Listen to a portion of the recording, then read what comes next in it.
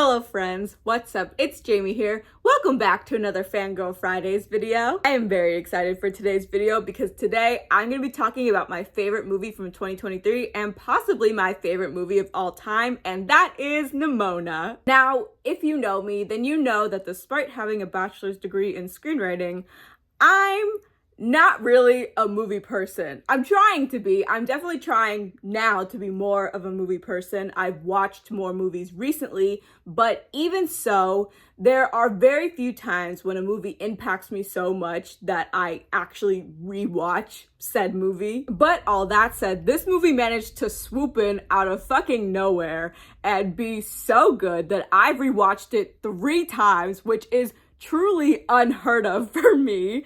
And honestly, I'll probably watch it again after making this video because I cannot get enough of it. So Nimona is a 2023 science fantasy animated film that follows Ballister Bal Bolthart as he attempts to clear his name after he has been framed for murder with the help of titular character Nimona, who has the ability to shapeshift. I was originally interested in watching Nimona because former Try Guy Eugene Liang voices one of the main characters, and I love Eugene. And yes, I did cry my eyes out watching his goodbye video. Many tears were shed, and while I am definitely very sad to see him go, I am so endlessly proud of him and everything that he has achieved, and I know he's gonna go on and continue to do so many incredible things, and I can't wait to continue to follow his creative journey. Now, yes, while Eugene is a huge part of why I love this film, he's not the only reason. There are so many things that I just absolutely love about this movie. The story, the animation, the characters, the voice acting, and most of all, the movie's queer representation as well as its trans and disability rep, which is what I wanted to focus on in today's video. So without further ado, let's get into it. Now, just so that we're all on the same page, in today's video, I'm only talking about Nimona, the movie. I'm aware that the movie was adapted from the graphic novel of the same name, but I haven't read the graphic novel, so I really don't have much input on that front. I'm very interested in reading the graphic novel because I want to see what was different and what was the same from the movie. But at the time of making this video, I, again, have not read the graphic novel, so that is all I have to say about it at this time. Anyway, back to the movie. Just as a quick summary for the setup for the uninitiated, like I said before, Nimona is the story of Ballister Bal Bolthart, who is a former knight that is framed for the murder of Queen Valerian. This, of course, makes Bal public enemy #1 of the kingdom and the Institute of Elite Knights, which includes Bal's former teacher, the director, and his boyfriend, Ambrosius. Bal goes into hiding as a fugitive until one day he is tracked down by Nimona, a teenage outcast who has the ability to shapeshift. Now, Nimona is convinced that Bal is this big, bad supervillain, and she is very excited by this. She wants to become his sidekick, and while Bal is not thrilled that Nimona keeps referring to him as this villain, he still accepts her help anyway because he wants to clear his name. That's all I'm gonna say about the plot because I don't want to spoil too much of the movie, and also because I want to focus more on the queer and the trans and the disability rep, like I said before. Starting with Bal and Ambrosius, my favorite boyfriends. They're such a wonderful couple, but what I especially love about them is that they are each their own great characters individually. I know I just referred to them as each other's boyfriends, but Bal and Ambrosius are such complex and well-rounded characters separately that makes them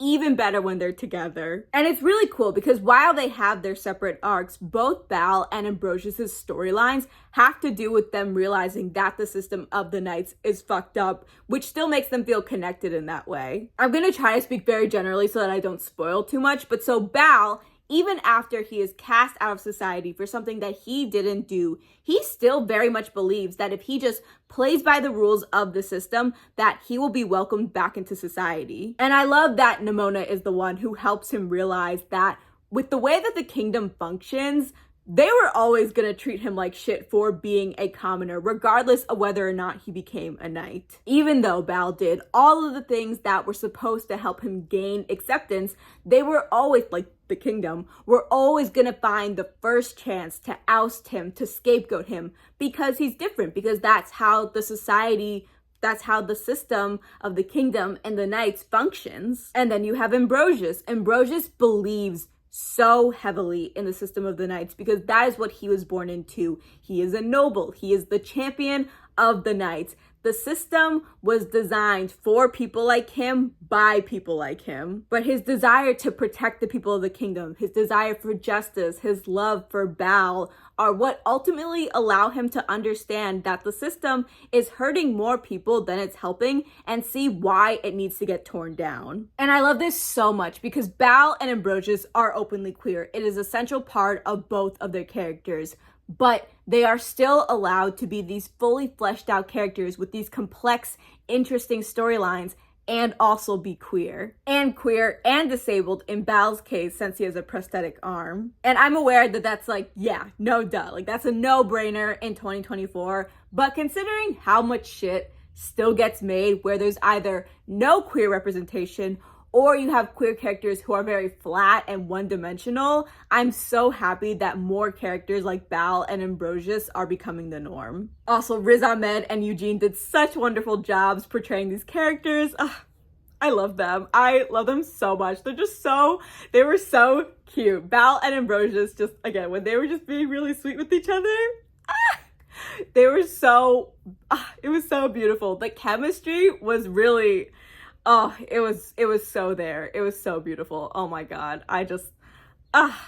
I loved it. Okay, moving on to our titular character, Nimona. While never explicitly stated in the film, I've found that it is generally accepted that Nimona is read as gender fluid and autistic. Also, I'm gonna continue to use she, her pronouns for Nimona because she primarily assumes the appearance of a teenage girl and because the characters in the film refer to her with those pronouns. The ways in which the film conveys Nimona's gender fluid identity were so seamless and thoughtful. Even though it's never explicitly declared in the film, it still felt very intentional. Most notably, Nimona is able to take the form of any gender while she primarily presents as a teenage girl. And whenever Baal asks Nimona what she is or what she's supposed to be, she always replies with, "I'm Nimona," which feels like a very deliberate choice so that she doesn't assign herself a particular gender. She also gets frustrated with Baal when he's like, "Just be a girl right now. Why can't you just be a girl right now?" Or something along those lines, because that's considered to be her most normal presentation. And the way that Nimona describes what it feels like for her to shapeshift versus when she forces herself not to shapeshift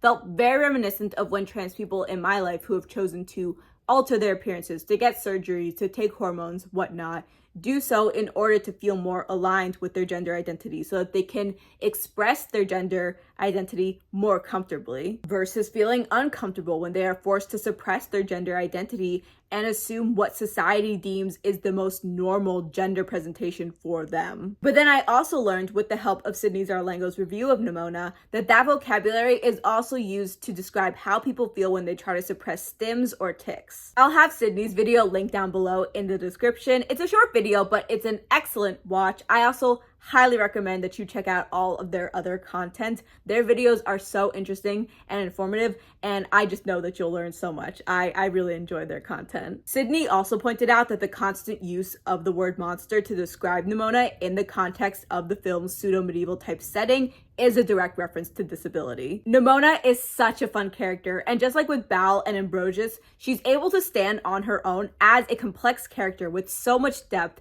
and also be gender fluid and autistic. They are integral parts of her character, and they inform the way that she interacts with the world and the people around her, but they aren't her only traits. It's clear that there was so much love and care and thought put into this film with its representation and also just its world building and its characters at large, and I'm just so happy that this movie exists. I'm aware that there were so many pre-production issues that almost prevented this movie from being made, but I am so glad that it was because the representation is so good, and just in general, this movie is so important. It has so many important themes. If you've been thinking about watching this movie but you haven't gotten around to it, please go do yourself a favor and watch it right now. It is so good. Also, Chloe Grace Moretz absolutely fucking killed it as Nimona. Like she crushed it. She was phenomenal. I have no notes. She's just the best. Oh my God, I love her. All right, that's all I have for today's video. Thank you guys so much for watching. I've had so much fun making this year's Pride Month videos. I hope that you guys have enjoyed them. If you have the chance to watch Nimona, you absolutely should. I cannot recommend it enough. It is such a wonderful film. And if you guys have any recommendations for any shows or movies that are like Nimona that you think that I would enjoy, please leave them down below in the comments, especially if they're queer. In general, I'm always looking for more queer rep in shows and movies, so if you have something else that you just think that I need to watch, comment that too. Once again, that's all I have for today's video. Thank you guys so much for watching. I upload Wednesdays, Fridays, and Saturdays, except when I don't, and I will see you guys in my next video. Bye, guys.